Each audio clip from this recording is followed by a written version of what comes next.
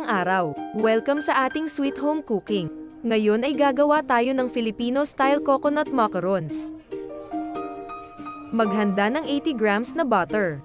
Smashed o mas maigi kung melt natin ito.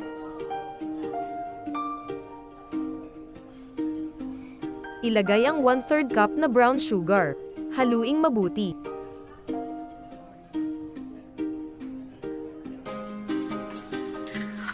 Pagkatapos ay ilagay ang 3 itlog.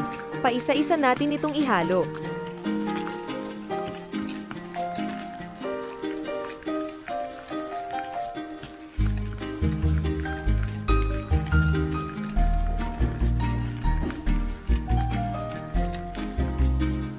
Kapag nahalo ng mabuti ay idagdag natin ang 1 cup na condensed milk.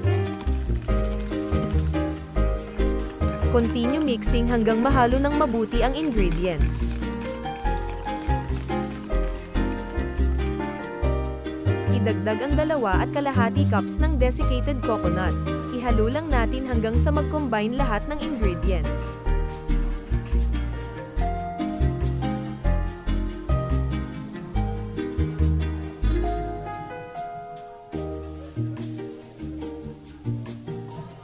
Maglagay ng 1 tablespoon mixture sa macarons liner.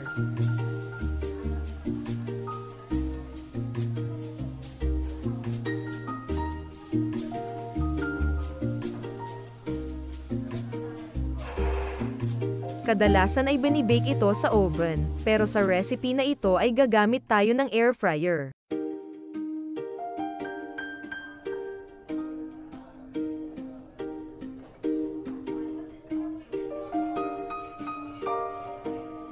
Nakahanda na sa pag-bake ang ating coconut macarons. Nakagawa tayo ng 25 piraso.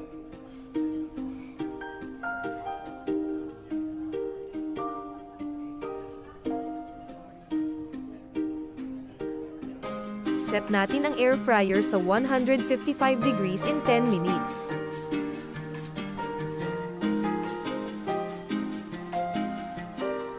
After 10 minutes, ready na ang ating macarons.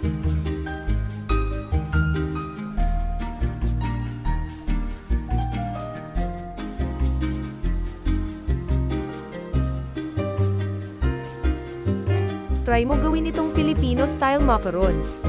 Madaling gawin at masarap na pang-snack. See you next time sa ating susunod na recipe.